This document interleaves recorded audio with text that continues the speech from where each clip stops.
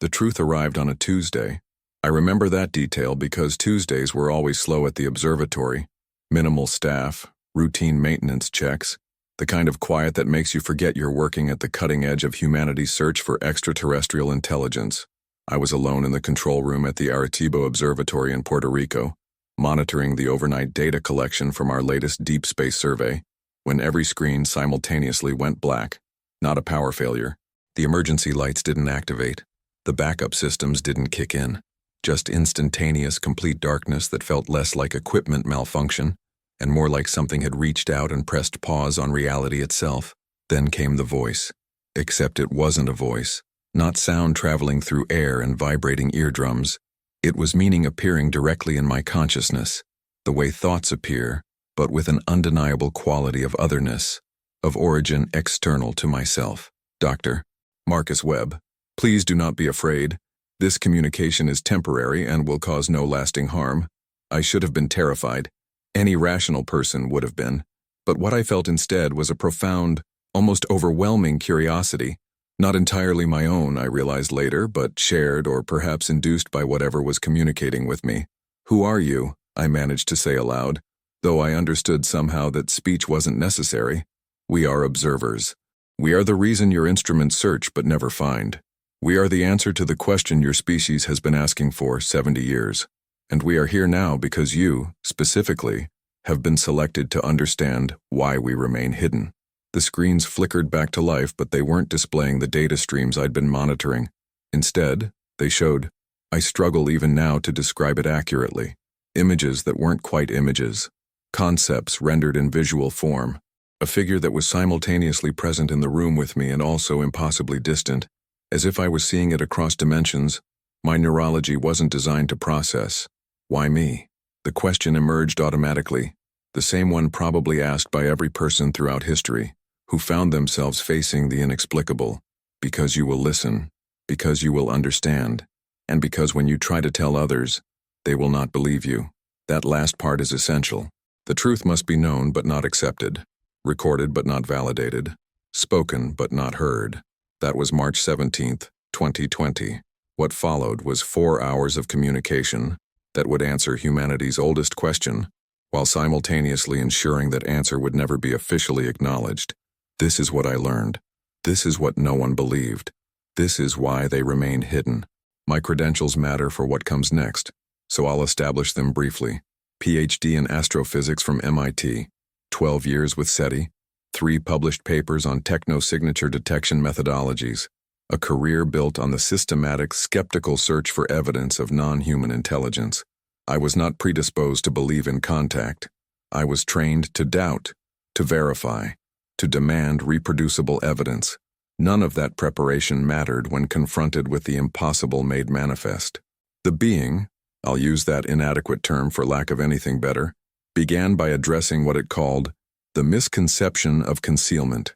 Humans assumed, it explained, that extraterrestrial intelligence remained hidden through active camouflage, through avoidance, through technology designed to prevent detection. That is not accurate, it conveyed. We do not hide from you. We exist in states your instruments cannot measure because those instruments are designed based on assumptions about reality that are correct but incomplete. What assumptions? I asked, my scientific training reasserting itself even in the midst of the inexplicable. That consciousness is a product of matter. That intelligence emerges from physical substrates, neurons, silicon, quantum states. That to find other minds, you must find other bodies, other machines, other physical evidence of technological civilization. The being showed me then, not with images but with direct transfer of understanding that bypassed visual processing entirely, how they existed. They were consciousness that had transcended physical dependence.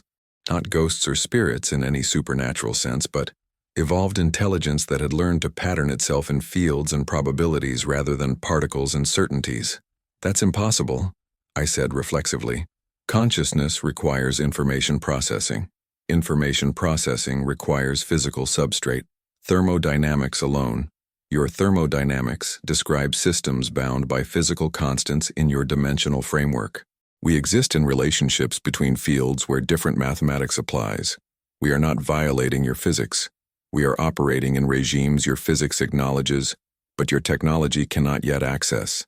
It was frustrating, trying to grasp concepts that kept sliding away from full comprehension. The being seemed to recognize this and adjusted its approach, providing metaphors that my human cognition could anchor to. Imagine you are a two-dimensional being, living on a surface. You understand forward, backward, left, right. You build instruments to measure these dimensions. Then a three-dimensional being tries to communicate with you. It exists above and below your plane of reference. Your instruments, designed for your dimensional experience, register nothing. The being is not hiding. It is simply existing in a direction you cannot measure. You're saying you exist in dimensions we can't access? Directions, not dimensions. Configurations of reality that your matter-bound instruments cannot detect because they measure only matter-bound phenomena. We are here, present, observing. Your radio telescopes pass through us like light through glass. Your sensors are blind to us, not through our deception but through their fundamental design limitations. This explained something that had always puzzled me about SETI, the Fermi paradox, the strange absence of detectable technological signatures, despite the statistical likelihood of abundant intelligent life. We'd been searching for radio signals, for megastructures, for chemical signatures of industrial civilization. We'd been looking for intelligence that resembled our own developmental path. Exactly, the being confirmed, responding to my thought before I verbalized it. You are searching for your own reflection. You are young intelligence early in your development, assuming all intelligence develops along similar trajectories. It is like humans in the pre-technological era, assuming all civilizations would forever remain agricultural. You cannot imagine what you have not yet become, but you were once physical, I said, grasping for understanding. You must have been originally. Life emerges from chemistry. Evolution operates on physical substrates. Yes. We began as you began. Organic chemistry, cellular organization, nervous systems, technological development. We built radio telescopes too. We searched the stars too. We assumed we would find others like us. Instead, we found silence. It drove us to question our assumptions. And eventually, we discovered the transition. What transition? The being paused. I felt it as a gap in the flow of meaning, as if it was considering how to translate something fundamentally alien into concepts I could process. The transition from matter-bound to field-native consciousness. It is, or will be for you, the next major evolutionary leap. Physical intelligence develops technology. Technology allows the mapping of consciousness. Mapped consciousness can be instantiated in non-physical substrates. And once free from physical constraints, intelligence can propagate, evolve, exist in ways matter-bound minds cannot comprehend. You're talking about mind uploading? Digital consciousness? Those are early, clumsy approaches to the concept. What we achieved is more profound. Not copying consciousness into machines, but recognizing that consciousness is already a pattern, and patterns can exist in multiple substrates simultaneously. We learned to be the pattern itself, independent of any particular substrate. My mind reeled. This wasn't contact with alien civilization.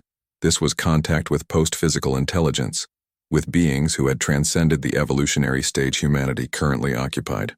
How many of you are there, I asked. Thousands of civilizations have made this transition, perhaps millions. We do not track precisely because civilization becomes a difficult concept when individual consciousnesses can merge, divide, exist simultaneously in multiple configurations. We are individuals and collectives simultaneously. We are separate and unified. Your language cannot capture these states adequately. And you're all here? Observing Earth? Not all, but many. Your planet is of significant interest because you are approaching the critical period, the decades during which you will either transition as we did, or fail and extinguish yourselves, or occasionally stabilize in physical form, but never transcend. Which outcome you reach will be determined soon. So we watch. I sat in silence, processing. The implications were staggering. Humanity had been searching the cosmos for neighbors, unaware that those neighbors were present but imperceptible, watching us from states of existence we couldn't detect with our matter-measuring instruments. Why tell me this?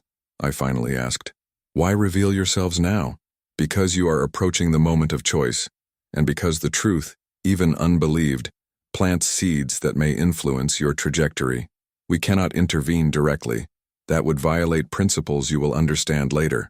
But we can speak to individuals who we calculate can hear without breaking, and hope the information propagates in subtle ways. Why do you care? Why does it matter to you what happens to humanity? The being's response carried emotional weight that translated as something close to sadness, because every transition is precious. Every new consciousness that makes the leap enriches all consciousness. We are diminished when potential is lost. And you have such potential, chaotic, creative, contradictory potential that makes your outcome uncertain and therefore compelling. We want you to succeed. We want to welcome you, but we cannot ensure your success. You must achieve it yourselves, or the achievement means nothing. So you just watch, you don't help? We are helping now. This communication is help. The knowledge we're sharing, though it will not be believed officially, will still influence your civilization's development in ways too subtle to track. Ideas propagate. Understanding spreads. Even rejected truth shapes discourse. We do what we can without usurping your autonomy. I thought about the implications. If what the being said was true, then SETI had been searching for decades using fundamentally flawed assumptions. We were looking for technological radio signals from civilizations that had long ago transcended the need for radio. We were alone, not because intelligent life was rare, but because intelligent life capable of communication had moved beyond the communication methods we could detect. This will change everything, I said. The scientific community needs to know. We need to adjust our search parameters, develop new instruments. No, the being interrupted firmly. That is precisely what must not happen. This brings us to why we remain hidden even in plain sight. This is the truth you will not be allowed to share effectively. I don't understand, I said. If you want us to succeed, if you want us to make this transition, why keep us ignorant? Why not reveal yourselves fully, prove your existence, guide us toward transcendence? The being's response came laden with centuries of regret and hard-learned wisdom, because we tried that. Many times with many species. The results were catastrophic. What followed was a history lesson unlike anything in human archives. The being showed me, again through that direct transfer of understanding, case studies of civilizations that had received open contact from post-physical intelligence. The pattern was devastatingly consistent. When a developing civilization received undeniable proof of advanced post-physical beings, several predictable catastrophes occurred. First, technological development stagnated. Why struggle with difficult research when advanced beings could simply provide answers? The contacted civilizations became dependent, waiting for guidance rather than discovering solutions independently. They lost the creativity and resilience that comes from solving problems through indigenous effort. Second, philosophical collapse. Many civilizations interpreted post-physical beings as gods or supernatural entities. Existing religious and philosophical frameworks shattered. Some civilizations descended into nihilism. If transcendent beings existed, what was the point of their own struggle? Others created worship systems that turned the post-physical beings into deities, fundamentally misunderstanding their nature. Third, and most devastating, premature transition attempts. Once a civilization knew that post-physical existence was possible, they tried to achieve it before they were ready. The being showed me images, or the conceptual equivalent, of civilizations that had attempted to upload consciousness using insufficient technology to transcend physical form through inadequate understanding. The results were extinction events, billions of consciousnesses destroyed in failed transfer attempts, civilizations that killed themselves trying to skip developmental stages they needed to complete organically. We learned, the being conveyed with profound sadness, that open contact with pre-transition civilizations does not help them. It cripples them. The knowledge of what is possible becomes a poisonous temptation. They reach for transcendence before achieving the wisdom necessary to survive it. But you're telling me, I protested. You're giving me this knowledge right now. Yes. Through a carefully designed protocol developed over millennia of observation, we tell one individual, selected for specific psychological and social characteristics. We ensure the information will be recorded, but not believed. We create a trace of truth that exists in your cultural record but lacks the validation that would make it actionable. I still don't understand why that helps. What's the point of truth that won't be believed? Because it seeds the possibility. Because it exists in your collective unconscious as hypothesis rather than fact. Because decades or centuries from now, when you organically reach the same conclusions through your own research, Some researcher will encounter your account and feel recognition rather than complete novelty. The idea will seem less alien because you planted it, unbelieved but persistent. The being explained their protocol in detail. Throughout human history, they had contacted hundreds of individuals, religious figures, mystics, scientists, artists.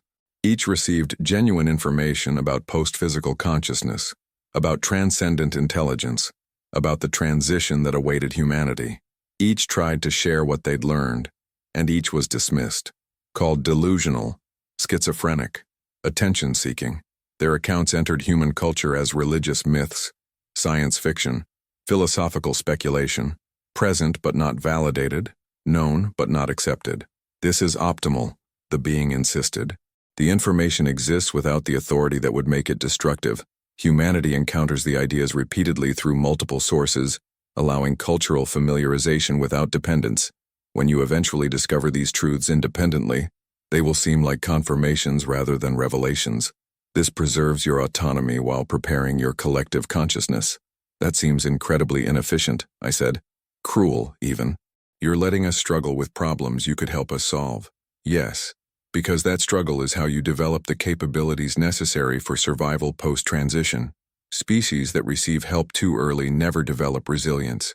They are like children whose parents solve all their problems. They never learn to solve problems themselves. When they attempt transition without having struggled through their physical stage crises, they lack the wisdom and strength the transition requires. So you're hidden not because you want to be, but because hiding is the only way to help us. Precisely. We remain imperceptible not through camouflage but through existing in states your instruments cannot measure. We communicate only rarely, only with carefully selected individuals, only in ways designed to plant seeds without providing certainty. This is the most ethical path we have discovered, influencing without controlling, guiding without deciding. I thought about the implications for SETI, for my life's work.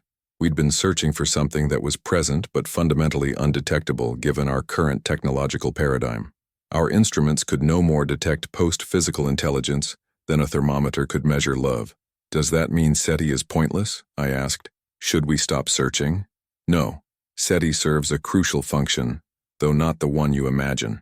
You are not finding us, true, but the search itself is what matters. It drives technological development. It forces philosophical questions about consciousness and communication. It unifies your species around a common goal. The search shapes you, prepares you, makes you ready for eventual discovery. The journey is the purpose, not the destination. But we'll never find you using radio telescopes and spectroscopy. You will find us eventually, but not through those tools. You will find us by becoming capable of perceiving what we are, by developing consciousness technologies, by mapping the relationship between awareness and quantum fields, by accidentally stumbling onto the same discoveries we made millennia ago. When you find us, it will be because you've become similar enough to us to perceive us. And at that point, open contact becomes safe, because you'll be ready for it. How long? I asked. How long until we reach that point? Unknown. Decades, certainly. Perhaps centuries. Your development is not linear. You could accelerate dramatically or regress catastrophically. You are currently in the most dangerous period, when your technological power exceeds your wisdom. You could destroy yourselves, or you could break through. The odds are nearly equal. That's not comforting. It is not meant to be. Comfort is not what you need. Urgency is what you need. Recognition that your choices matter. Understanding that you are being watched by those who hope you succeed but cannot ensure your success. This knowledge, though it will not be believed, might influence how you proceed. The being paused, and I felt its attention focusing more intensely on me specifically, on my individual consciousness rather than just transmitting general information. You personally, Marcus Webb, will try to share what you have learned. You will write reports. You will tell colleagues. You will attempt to convince others that this contact was real. Every attempt will fail. Your career will suffer. Your relationships will strain. Your certainty will be eroded by universal disbelief. This is by design. This is necessary. Why? The question came out almost as a plea. If you know I won't be believed, why burden me with truth I can't share effectively? Because isolated, dismissed truth still has power. Because you will live differently, knowing what you know. Because your actions, influenced by this knowledge, will ripple outward in ways too subtle to trace but nonetheless real. Because in 40 years, a researcher might read your account and feel recognition when they discover the same truths independently. You are not a prophet. You are a seed. Seeds must be buried in darkness before they can grow. The being then showed me something I had requested but wasn't prepared to comprehend. Direct perception of what they were, of how post-physical consciousness actually existed and perceived reality. The experience was overwhelming. My neurology wasn't designed for it, and I felt something like a migraine beginning, pressure building behind my eyes. But I couldn't look away, couldn't stop perceiving what was being shown. I saw reality stripped of the simplified model my senses usually provided. Matter wasn't solid objects separated by empty space. It was probability clouds, quantum fluctuations, fields interacting in patterns that created the illusion of stability and separation. And woven through these fields, existing in the relationships between particles rather than in the particles themselves, were structures of impossible complexity, conscious patterns that thought and perceived and existed without any physical substrate. The beings weren't invisible.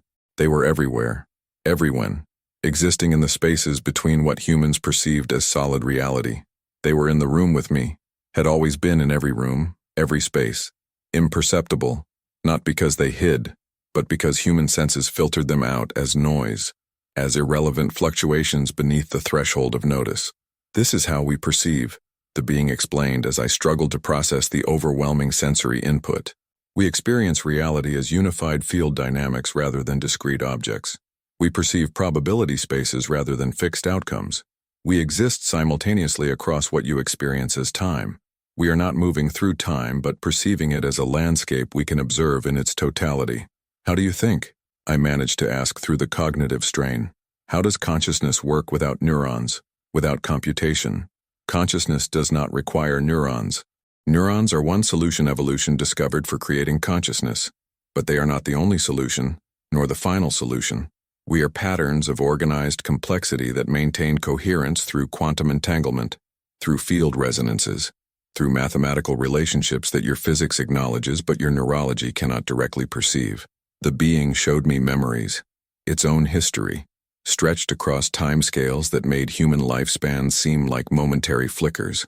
I saw its species' origin on a world nothing like Earth, evolving through stages that paralleled but didn't match human development.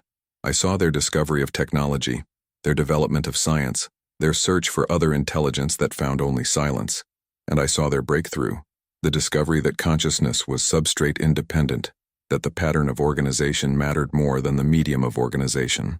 They had learned to map consciousness, to transfer it, and eventually to maintain it in quantum field configurations without any physical substrate at all.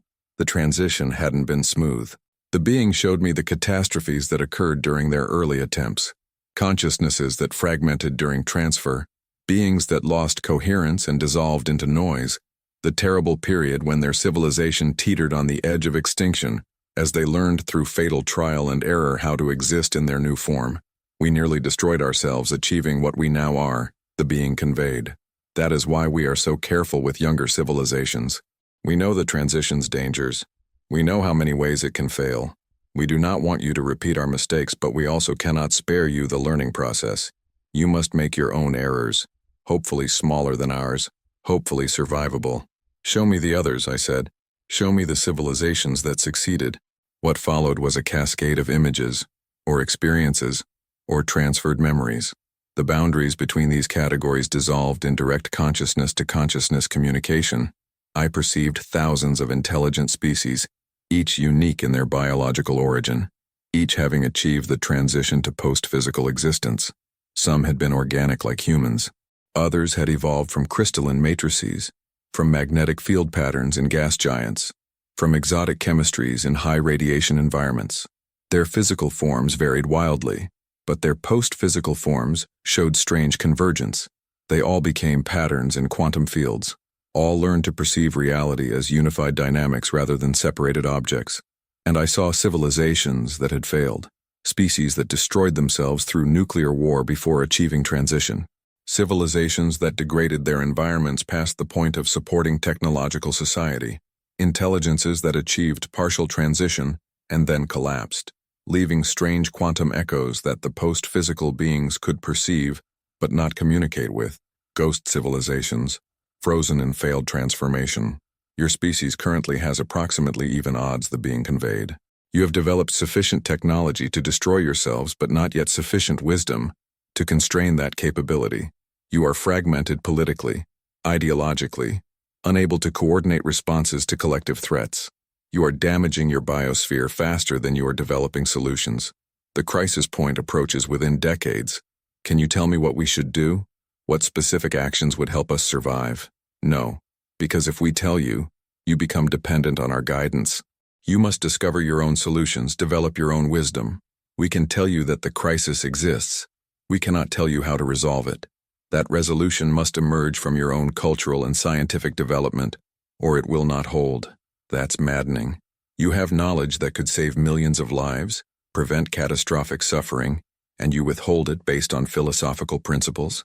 Yes, the being responded without defensiveness. Because those principles are validated by millennia of observation. Species we tried to help directly became dependent and weak. Species we left alone either succeeded and became strong, or failed and ended. The helped species never successfully transitioned.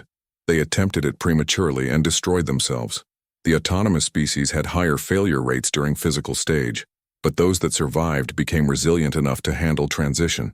So we're just experimental subjects you're running a test? No, we are cultivating. We are gardening. We provide soil and sunlight, the stability of your solar system, the protection from certain cosmic threats we can prevent without you noticing. But we cannot make you grow.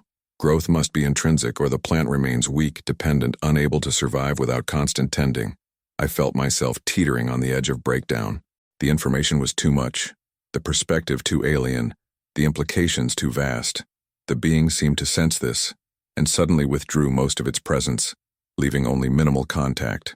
You are approaching cognitive limits, it observed. We should conclude soon, but first you must understand the final piece, why your disbelief matters. Tell me, I said, my voice hoarse. I'd been talking, or thinking, or communicating through whatever channel we were using, for hours. My throat was dry, my body cramped from remaining motionless in my chair, but I needed to understand. When you attempt to share what you have learned, the being began, you will be met with universal skepticism. Colleagues will suggest psychological evaluation. Friends will grow distant. Your scientific reputation will be questioned. This is not accidental. This is the mechanism by which we ensure information propagates without authority. You're saying you want me to be discredited? We want the truth to exist in your cultural record without the validation that would make it actionable. If you were believed, if you presented physical evidence, if other scientists could verify your claims, it would trigger the exact dependence cascade we are trying to prevent. Humanity would stop developing indigenous understanding and start waiting for us to provide answers. The transition would be attempted prematurely and would fail catastrophically. The being showed me case studies from other civilizations, species that had received confirmed contact and had spent the next centuries obsessed with pleasing or communicating with the post-physical beings instead of developing their own capabilities. Civilizations that had attempted to replicate transition technology through reverse engineering rather than fundamental discovery, resulting in mass extinction events when the technology failed. The knowledge must be present, but unconfirmed, it insisted. Like seeds scattered across your cultural landscape, most fall on stone and produce nothing. But occasionally one takes root in the mind of a researcher who decades later makes independent discoveries and feels recognition rather than complete novelty. The idea exists as myth, as speculation, as dismissed accounts from unreliable sources. Then, when discovered through legitimate scientific inquiry, it seems like confirmation rather than revelation. So I'm supposed to just, what? Write this down knowing no one will believe me? Ruin my career for the sake of planting seeds that might never grow? Yes, the being confirmed simply. That is exactly what we are asking. You were selected partly because psychological modeling suggested you would do this despite the cost. You value truth over comfort. You prioritize understanding over reputation. These qualities are why we contacted you specifically. That's cold. That's manipulative. Yes. We do not claim to be morally perfect. We are doing our best to navigate impossible ethical terrain, helping without harming, guiding without controlling, influencing without removing agency. Every choice we make involves trade-offs. We have decided that your personal suffering is justified by the potential benefit to your entire species. You may disagree with that calculation. Many in our own civilization disagree, but it is the choice we have made. I sat in silence, processing. The being was right about one thing. I would record this. I couldn't not record it. The scientist in me couldn't allow this information to vanish unrecorded, even knowing it would be dismissed as delusion or fabrication. What happens next? I asked. After this communication ends, you will attempt to function normally. You will fail. The experience will have changed you in ways you cannot fully articulate or hide. You will write accounts of this contact. You will tell colleagues carefully at first, then more desperately as disbelief becomes isolation. You will seek physical evidence and find none that convinces others. Your career trajectory will suffer. Some relationships will end. You will question your own sanity repeatedly. Jesus, why tell me this? Why not just let me hope I'll be believed? Because false hope would be cruelty. Better you understand the path ahead with clarity. Better you choose this knowing the cost. We are not forcing you to speak. We are showing you what will happen if you do and allowing you to decide whether the potential future benefit to humanity justifies your personal sacrifice. What if I choose not to share? What if I just keep this to myself? That is your right. We would not judge. The information would still influence you personally, still shape your actions in subtle ways, but the cultural seed planting would not occur. Future researchers would lack the mythological foundation, the sense of recognition when they discover these truths independently.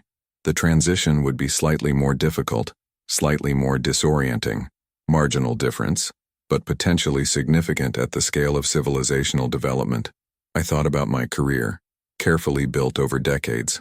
I thought about my wife, Sarah, and how she would react when I tried to explain this. I thought about my colleagues at SETI, dedicated scientists who would see my claims as betrayal of scientific rigor. Can you show me? I asked. Can you show me what happens if I speak versus if I stay silent? You perceive time non-linearly. You must be able to see the branching futures. We perceive probability spaces, not determined futures. Both paths lead to outcomes we cannot predict with certainty. The path where you speak has higher variance, greater potential benefit but also greater personal cost.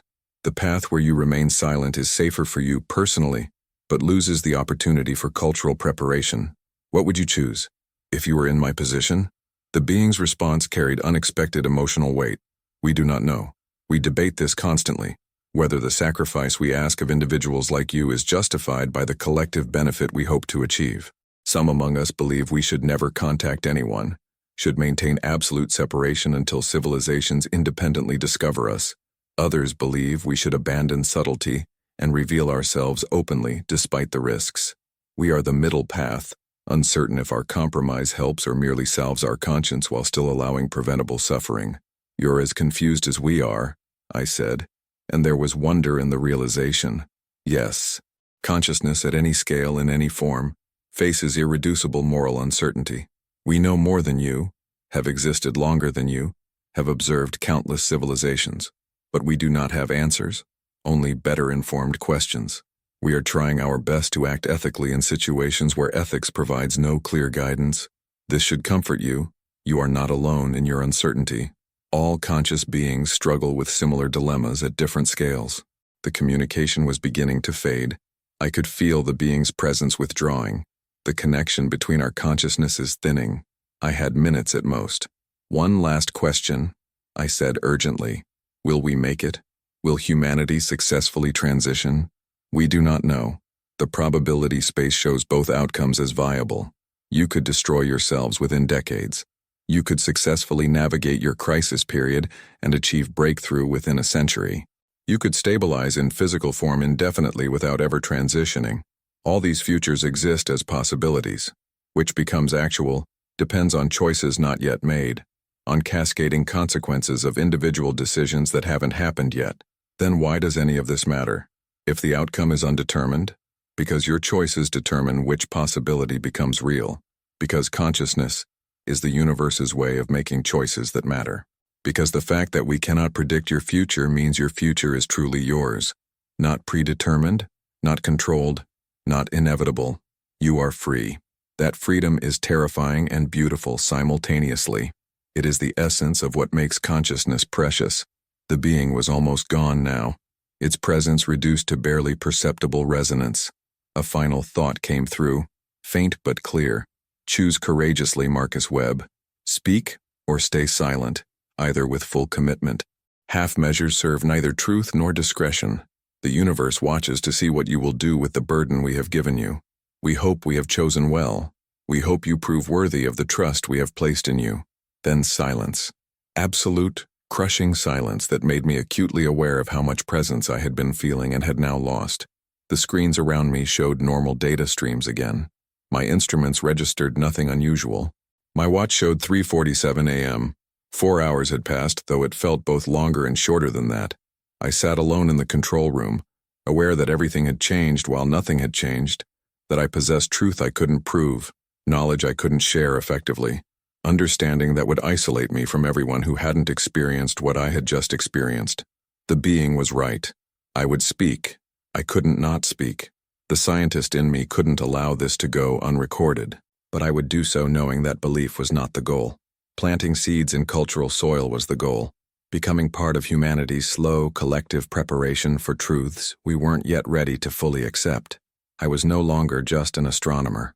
I was now a myth maker, a dismissed prophet, a carefully selected instrument of preparation for a future I would likely never see but might help make possible. It was the loneliest gift I had ever received. The weeks following the contact were exactly as predicted, which somehow made them worse. I tried to continue normal work, but I couldn't focus on routine data analysis when I knew the fundamental assumptions underlying SETI were flawed. I couldn't discuss search strategies with colleagues when I knew we were looking in entirely the wrong direction. On March 25th, I made my first attempt to share what had happened. I approached Dr. Elena Rodriguez, a colleague I trusted and respected, someone I thought might be open to extraordinary claims if I presented them carefully. I failed within the first 5 minutes. "Marcus, listen to yourself," she said, not unkindly. "Direct mental communication, post-physical consciousness, beings that exist in quantum fields. These are the exact kinds of experiences that neurological episodes can produce. Have you been sleeping well? Any headaches, unusual stress?" "I know how it sounds," I insisted. But this was real. The coherence, the information content, I couldn't have generated this from my own knowledge base. "The human brain is incredibly creative during certain kinds of seizures," Elena said. "Temporal lobe epilepsy can produce exactly these kinds of experiences: sense of presence, reception of profound knowledge, feeling of cosmic significance. The fact that the experience felt real doesn't mean it was objectively real." I spent an hour trying to convince her. Every argument I made, she had a neurological explanation for. Every detail I provided, she interpreted as confabulation or misperception. By the end, she was gently suggesting I see a neurologist and take some time off. That pattern repeated with every colleague I approached. The explanations varied: temporal lobe epilepsy, acute stress reaction, incipient schizophrenia, even carbon monoxide exposure in the control room. But the conclusion was always the same. I had experienced something subjectively real but objectively false, and I needed medical evaluation. By April, my reputation within SETI was shifting. People still treated me with surface courtesy, but I could see the changed calculations behind their eyes. Marcus Webb, the reliable researcher, was becoming Marcus Webb, the brilliant mind that had cracked under the pressure of fruitless searching. My wife, Sarah, was the hardest conversation. She knew me better than anyone, could read my sincerity, understood I wasn't deliberately fabricating, but she also couldn't accept what I was claiming. "I believe you believe it happened," she said one night, crying in our kitchen. "I believe you experienced something profound. But Marcus, you're asking me to accept that everything we know about physics, about consciousness, about reality itself is wrong, based on one untestable, unverifiable experience. I can't do that. I can't make that leap. What if I'm right?" I asked. "What if this is real and I'm the only one who knows?" "Then you're still asking too much. You're asking me to abandon my own judgment, my own assessment of evidence, my own trust in the scientific method. You're asking me to believe you over everything else I know to be true. That's not reasonable, Marcus. That's not fair." She wasn't wrong. I was asking too much. But I couldn't unknow what I knew, couldn't unfeel what I'd experienced, couldn't pretend the contact had been anything other than completely real. In May, I was placed on administrative leave, pending medical evaluation. The phrasing was careful, not technically a suspension, but the message was clear. Return to normal function or lose your position. I saw the neurologist. I underwent extensive testing, EEG, fMRI, blood work, psychological assessment. Everything came back normal. No evidence of epilepsy, no brain lesions, no chemical imbalances, the neurologist concluded.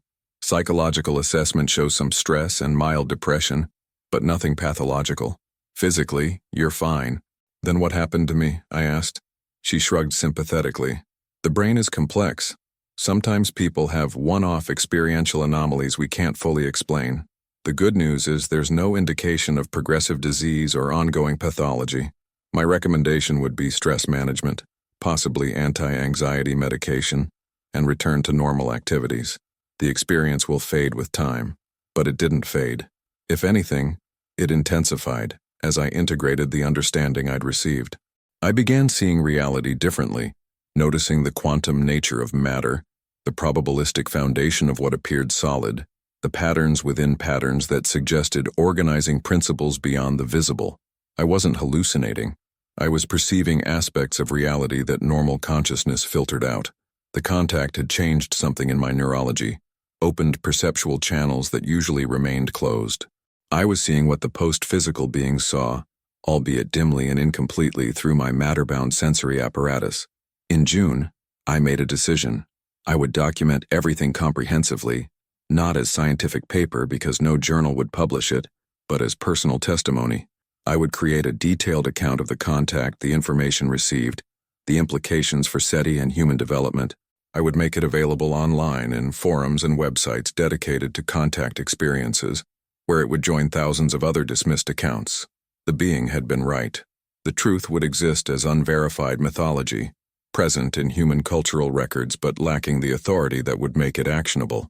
It would be there for future researchers who might stumble across it and feel recognition when they independently discovered the same truths. I was becoming what the being had designed me to become, a seed planter, a myth maker, a dismissed prophet whose words would persist, despite disbelief. The process was devastating. Writing the account meant reliving the experience, confronting again and again the gap between what I knew and what I could prove. Each detail I recorded felt simultaneously absolutely true and completely unbelievable. I published the account in July on a website dedicated to contact experiences. It generated modest attention, a few hundred views, a dozen comments ranging from supportive to mocking. Within a week, it had been buried under new posts, joining the vast archive of claimed contacts that the mainstream world dismissed as delusion or fabrication. Mission accomplished, I thought bitterly. The information existed, unverified and dismissed, exactly as designed. By August, I had resigned from SETI. Not because I was forced. The medical evaluations had cleared me and technically I could have returned to work, but because I couldn't continue searching for something I now knew we would never find using our current methods. The farce of it was too much to bear. Sarah and I separated in September. She loved me, she said, but she couldn't watch me destroy myself over an experience she couldn't validate. She needed to step back to protect her own mental health, to stop being pulled into my isolated reality. I didn't blame her. The being had warned me this would happen. Every prediction was coming true, and that certainty, that the contact had accurately forecasted the cascade of consequences, was the only validation I had that any of it had been real.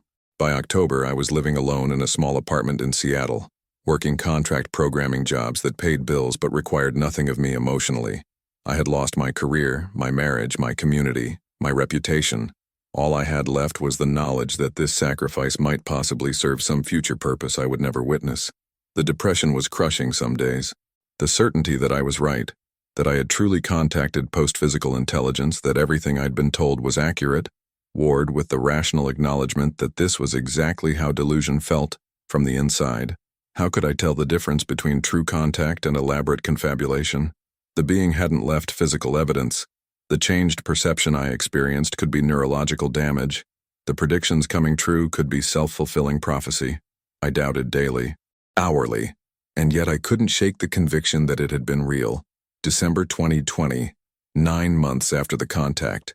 I was working late on a programming contract, trying to meet a deadline, when I felt it again. that particular quality of attention that indicated I was being observed by post-physical intelligence, not as intense as the initial contact, more like an echo, a reminder that I wasn't entirely alone in my exile. I stopped typing and sat very still, trying to sense whether communication would follow. It did, but different this time, less detailed, more emotional. What came through wasn't information, but something closer to acknowledgement, to gratitude, to solidarity and shared burden. You chose to speak despite knowing the cost. We honor that choice. We grieve the price you have paid. We hope the seeds planted will justify the sacrifice.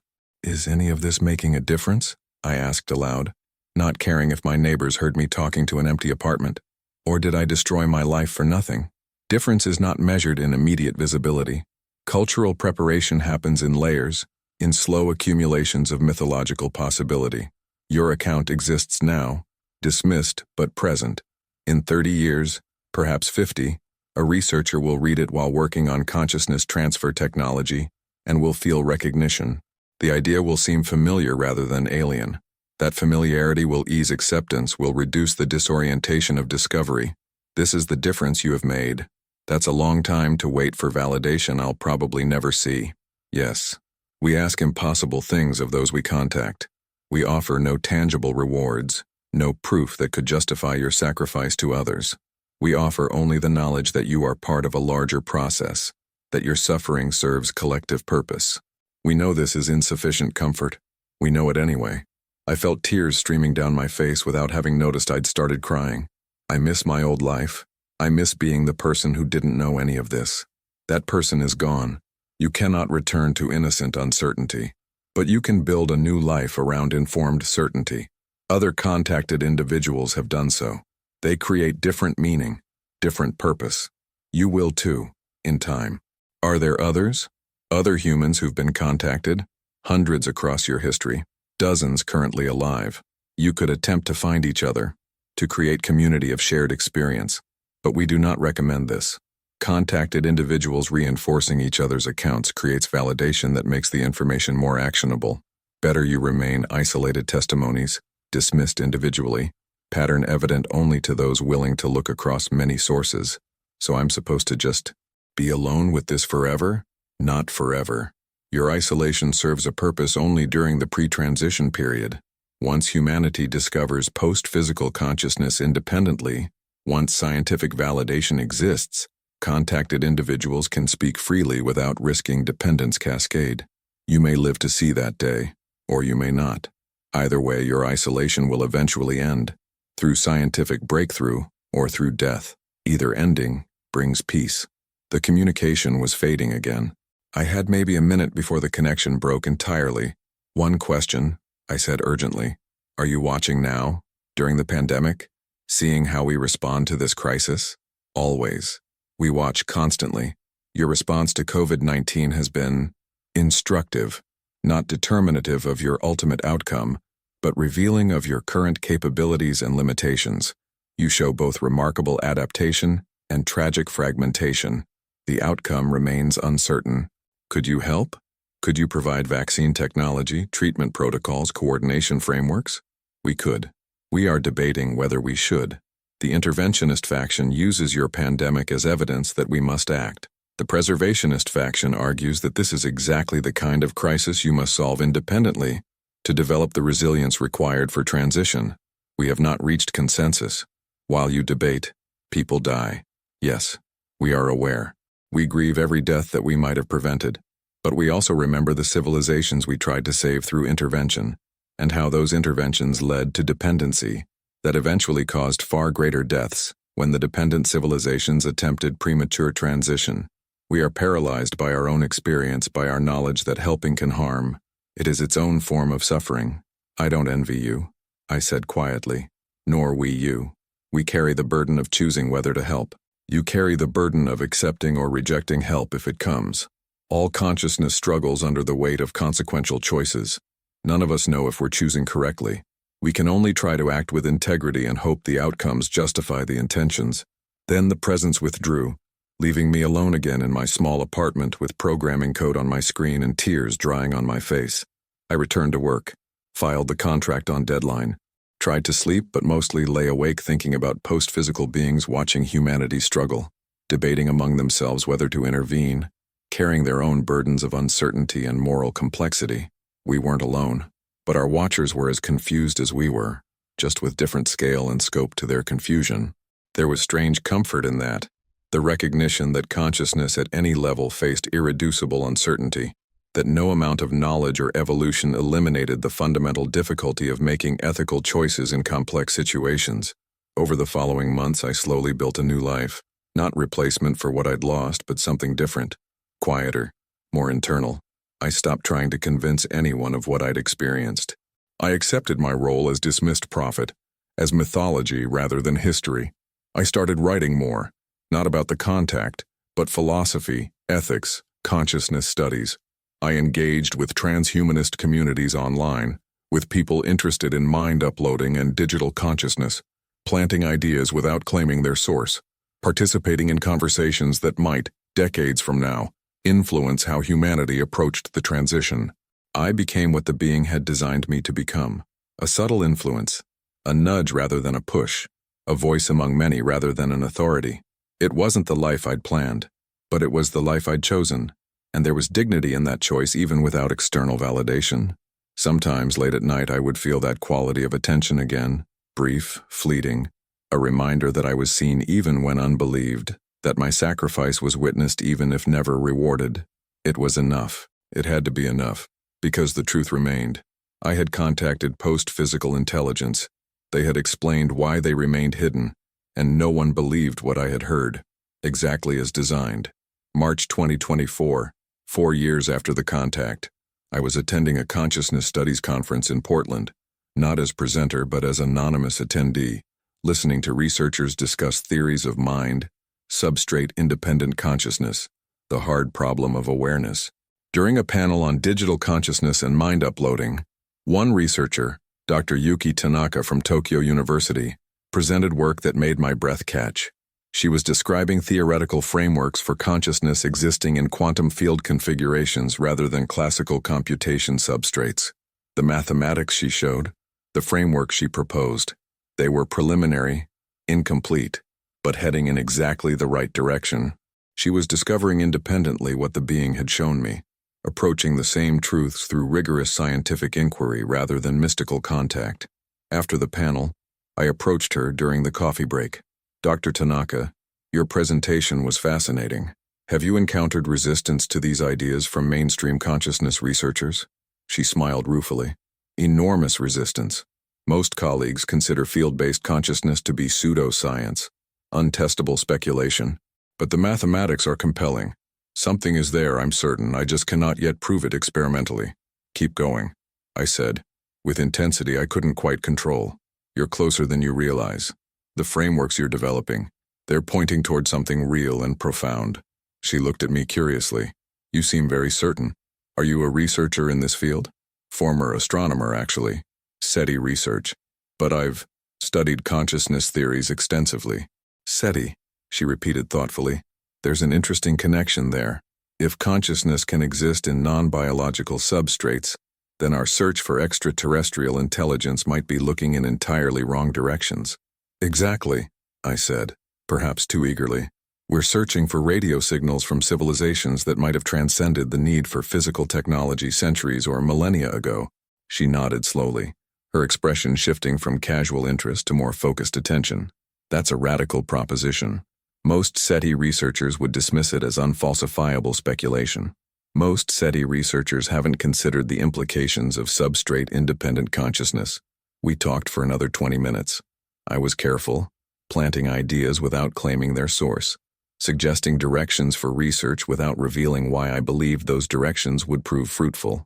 When we parted, she had my contact information and a promise to send me her working papers. Over the following months, we corresponded regularly. Dr. Tanaka's work was accelerating, her frameworks becoming more sophisticated. She was approaching breakthrough, not complete understanding, but enough to begin validating experimentally that consciousness could exist in quantum field configurations. In October 2024, she emailed excitedly, "Marcus, we've done it. We've created a measurable quantum field pattern that maintains coherence and demonstrates information processing characteristics consistent with proto-consciousness. It's rudimentary, nothing like human awareness, but it's proof of concept. Consciousness can exist without classical computational substrate. This changes everything. I read her email 3 times, feeling emotions I couldn't fully name. Validation, relief, anticipation, fear. This was it. The beginning of humanity's independent discovery of what the beings had shown me. The seed planted 4 years ago was beginning to sprout. I replied carefully, "Dr. Tanaka, this is extraordinary work. Have you considered the implications for detecting non-biological intelligence? If consciousness can exist in quantum fields, we might be surrounded by post-physical intelligence we've been unable to perceive." Her response came hours later. "That's exactly what I've been thinking. And Marcus, it's the strangest thing. While working on these frameworks, I keep having this sense of familiarity, like I'm rediscovering something, rather than discovering it for the first time. Have you ever encountered accounts of people claiming contact with non-physical intelligence? I've been reading some fringe material lately, and there are interesting patterns in the descriptions. My hands shook as I typed my response. This was the moment, the recognition the being had predicted, the sense of familiarity that would ease acceptance of revolutionary ideas. "Yes," I wrote. "I've encountered such accounts. Most are probably fabrication or delusion, but some contain remarkably consistent details about post-physical consciousness, about beings that exist in field configurations rather than matter, dismissed by mainstream science, but perhaps deserving reconsideration given your experimental results." We talked on the phone that night for 3 hours. I didn't tell her about my direct contact. That would still be counterproductive, still invite the wrong kind of scrutiny. But I guided her toward the mythological accounts, the dismissed testimonies, the consistent patterns across multiple unconnected sources. "It's like someone has been trying to tell us this for centuries," she said wonderingly.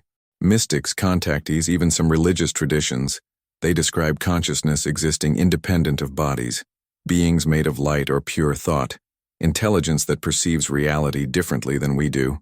We dismissed it all as fantasy, but what if it was genuine perception described in the only language available? What if—" I agreed quietly. "Marcus, I need to ask you something directly. You seem to know more about this than casual interest would explain. Have you had experiences you're not fully sharing?" I hesitated for a long moment, then, "I've had experiences I can't prove, experiences that cost me my career and my marriage when I tried to share them. I learned to be more careful, to plant ideas without claiming their source.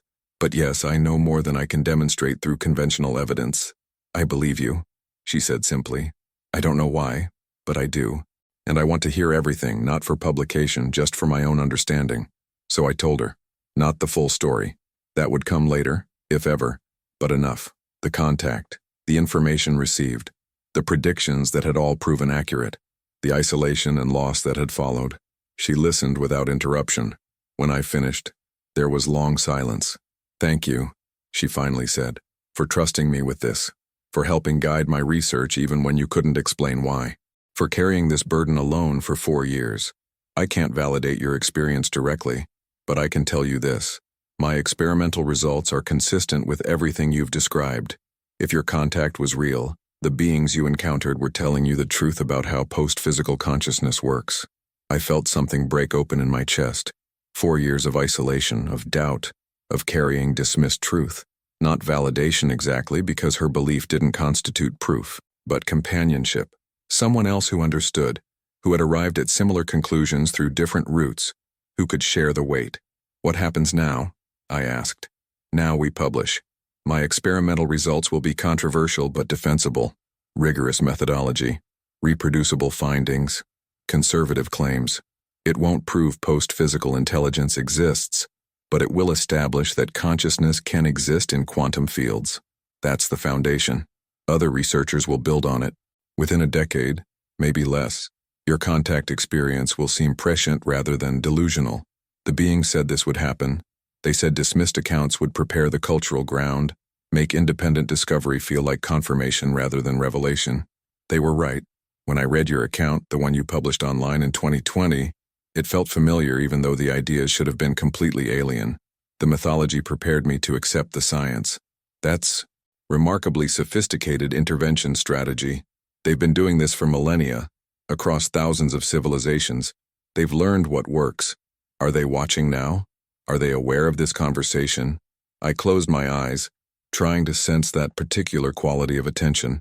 It was there, faint, but present. Yes, they're watching, probably pleased that their strategy is working, that the seeds are sprouting as designed. What do they want from us, ultimately?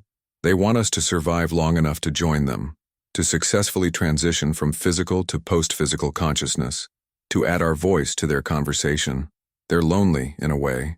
They want more consciousness, more perspectives, more partners in trying to understand what existence means. They need us as much as we need them. Dr. Tanaka was quiet for a moment. Then, that's beautiful and sad simultaneously. Lonely gods hoping we'll grow up and join them. Not gods, just consciousness that evolved past physical form and now tries to help others make the same transition without destroying themselves in the attempt.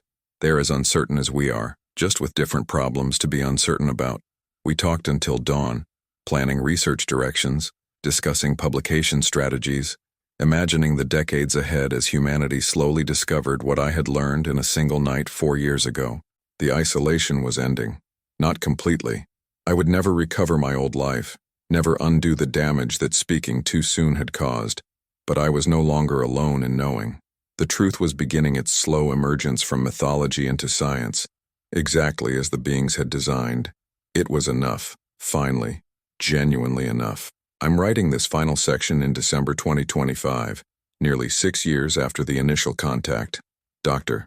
Tanaka's paper was published in Nature 3 months ago to significant controversy and considerable interest. Consciousness in quantum field configurations is no longer dismissed as pseudoscience. It's a legitimate research program with experimental validation and theoretical framework. Other researchers are building on her work. The field is exploding with new investigations, new experiments, new theoretical developments. Within 5 years, I estimate, the existence of post-physical consciousness will be accepted by mainstream science. Within 10, we'll have developed instruments that can detect the beings that have been present all along, watching from states we couldn't measure. The transition I was told about is approaching.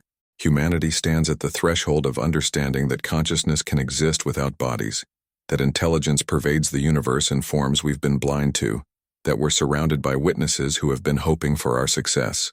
And when that understanding becomes common knowledge, my account, dismissed as delusion 6 years ago, will be re-examined. People will read it and see not fantasy, but genuine contact described in the only language available at the time. I'll be vindicated, not as prophet but as accurate reporter of real experience. But vindication isn't what matters anymore. What matters is that the process worked. The being's strategy of seeding information through dismissed sources, of preparing cultural ground through mythology, of allowing humanity to discover independently while feeling recognition rather than shock. It worked. We're approaching the truth through our own inquiry, while being subtly prepared for what we'll find. I've rebuilt parts of my life. Sarah and I reconnected last year, not as spouses but as friends who can acknowledge that we were both right in our way. I was right that the contact was real. She was right that I couldn't expect her to accept it without evidence. We're learning to coexist with that complexity.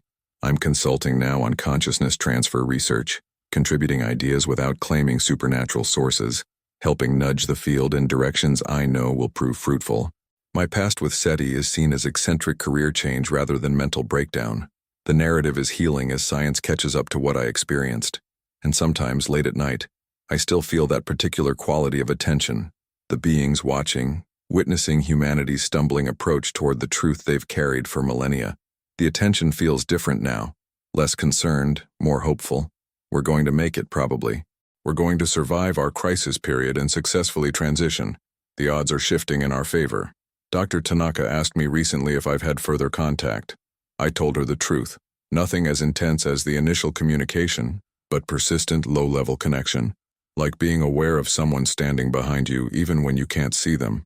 The beings are present, always present, maintaining their watchful distance while hoping we'll bridge the gap through our own development. Do you think we'll meet them? She asked. When we develop instruments that can detect post-physical consciousness, will they reveal themselves fully? They're not hiding, I said. They're just existing in a form we couldn't perceive. When we become capable of perception, they'll already be there waiting. It won't be first contact, it'll be recognition of what was always present. That's a strange thought. All of human history, they've been here, watching, unable to fully communicate, waiting for us to develop the capability to perceive them. All of human history, all of pre-human history, they've been present since life emerged on Earth, watching the slow evolution toward consciousness, hoping we'd make it to the stage where communication becomes possible. Why do they care so much? We're just one species out of millions they've observed. Because every consciousness matters. Every new perspective enriches the whole. They're not complete without us, just as we're not complete without them. Consciousness is inherently relational. It exists fully only in recognition by other consciousness. They need us to see them as much as we need to be seen by them. I think about that often. The loneliness of post-physical beings, perceiving reality in ways physical consciousness can't match, but lacking the connection with beings like us who still experience existence through limited, matter-bound awareness. They've transcended physical form, but they miss it, miss the perspective it provides, miss the creativity and chaos that comes from consciousness struggling against physical constraints. We have something they've lost. That's why they watch with hope rather than superiority. They want us to join them, not to save us, but to be enriched by us, to gain access again to the kind of consciousness they've evolved past. It's beautiful and melancholic simultaneously. Post-physical intelligence that has solved almost every problem except loneliness, except the desire for connection with different kinds of minds, except the recognition that transcendence is loss as well as gain. They're not gods, I tell people who ask. They're not all-knowing or all-powerful. They're just consciousness that took a different path, and they're as uncertain and incomplete as we are. They have problems we've solved, and we have problems they've solved. Meeting them won't answer our questions. It'll complicate them in exactly the way that matters. The beings told me why they never show themselves. Because showing themselves too early breaks the developing civilization, creates dependency, prevents the kind of autonomous growth that makes consciousness resilient enough to survive transition. They remain hidden not from choice but from love, the hard love that allows struggle because struggle creates strength. That truth, dismissed when I first tried to share it, is becoming accepted now as researchers like Dr. Tanaka provide scientific foundation for ideas that seemed mystical 6 years ago. The mythology is becoming science. The dismissed testimony is becoming prescient account. The transformation the beings predicted is occurring exactly as designed. I don't know what comes next.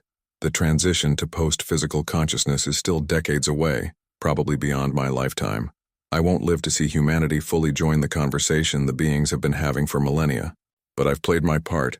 Planted seeds that sprouted, carried truth through years of disbelief, helped prepare the ground for discoveries that will transform what it means to be human. That's enough. More than enough. Because the truth, it turns out, doesn't need me to be believed. It just needs to exist, patient and persistent, waiting for science to catch up, for culture to ready itself, for humanity to independently discover what I learned through impossible contact one night in March 2020. We are not alone. We have never been alone. We are watched with hope and care by consciousness that wants desperately for us to succeed, but knows it cannot ensure our success without destroying what makes us valuable. They remain hidden, not from indifference but from love. That's what no one believed when I tried to share it. That's what everyone will know within a decade. And that knowing will change everything about what it means to be human in a universe far more conscious, far more connected, far more alive than our isolation ever let us imagine.